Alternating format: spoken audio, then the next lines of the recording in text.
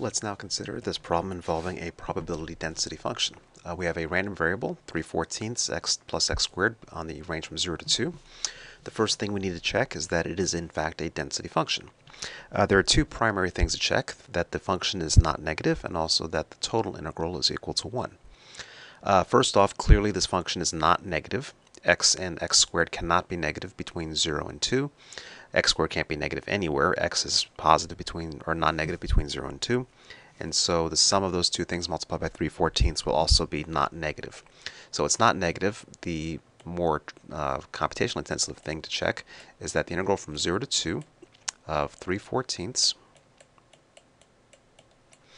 x plus x squared is in fact equal to 1, that the total area under the curve is equal to 1.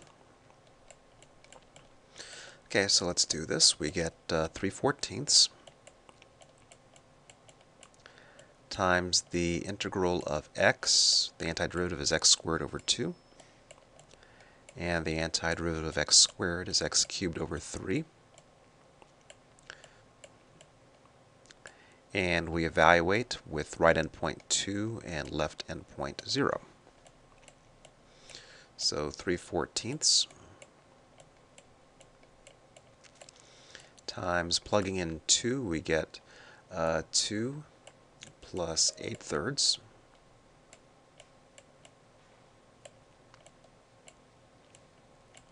minus plugging in 0, we get 0. So we get 3/14 times 14/3, which is equal to 1. And so that confirms that the function f is indeed a probability density function. The total probability is equal to 1. Next, let's find the probability that x is less than or equal to 1. So this will be the integral. Well, the right endpoint is clearly 1. Now ordinarily, if you see x is less than or equal to 1, you think the left endpoint is negative infinity. But in reality, the left endpoint will simply be 0 because the function is only defined, or has support between 0 and 2. So I have the same integral that I had before, 3/14 of x plus x squared dx. And so I'm going to have something that looks very much like what I just had, 3/14 times x squared over 2 plus x cubed over 3. But this time the right endpoint is 1 and not 2. So plugging in as before, we get 3/14. On the right endpoint we have 1/2 plus 1/3. And then when I plug in 0, I get 0 again. So we end up with 3/14 times 5/6, which works out to be 5/28. The integral, of course, has to be between 0 and 1. It's a probability, and so the answer must be something between 0 and 1. Finally, let's take a look at part C, compute the cumulative distribution function for x less than 0, for x greater than 2, and for x between 0 and 2. First, we have two easy cases. If x is less than 0, then f of x is clearly equal to 0. So I'm going to keep the results down here, that f of x, we have three possibilities.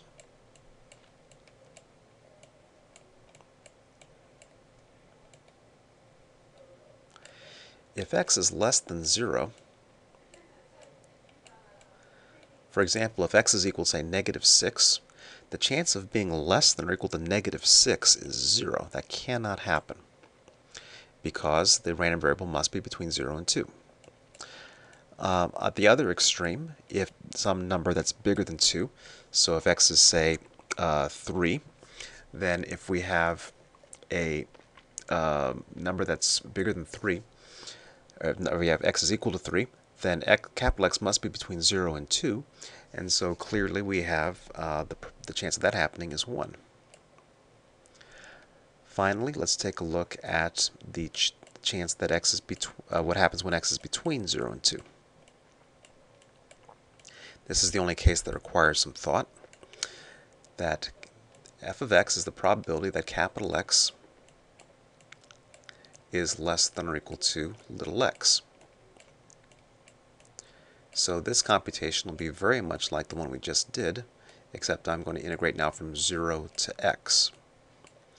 Now one technical point, because the letter little x has been reserved for the right endpoint, I should use any other letter in the alphabet to denote the dummy variable inside the integral. So I don't use x inside the integral now because the letter x has been reserved. I can use any other letter I wish.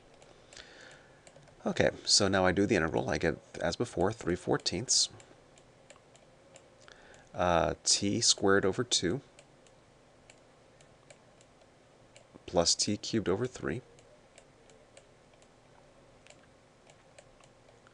then minus 0 again. And this time I evaluate from x to 1, or x to 0, pardon me. And so we get 3/14 x squared over 2 plus x cubed over 3.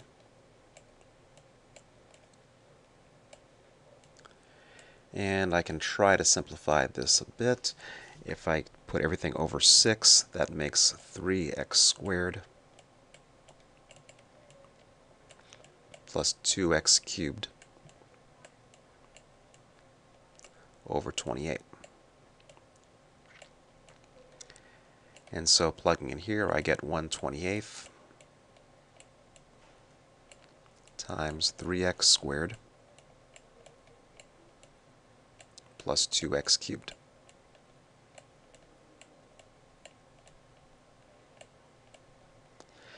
Okay, let's check that this makes sense. If I plug in x equals 0 here, I get 0. That matches this number. If I plug in x equals 2, I get 4 times 3 is 12, plus 8 times 2 is 16, so 12 plus 16 is 28 over 28, which is 1, which matches this number. So if x equals 0, I get 0. If x equals 2, I get 2. If x equals 1, I get 3 plus 2 is 5/28, which matches the answer I got in part B. So that's kind of a quick check to make sure that we did the calculation correctly.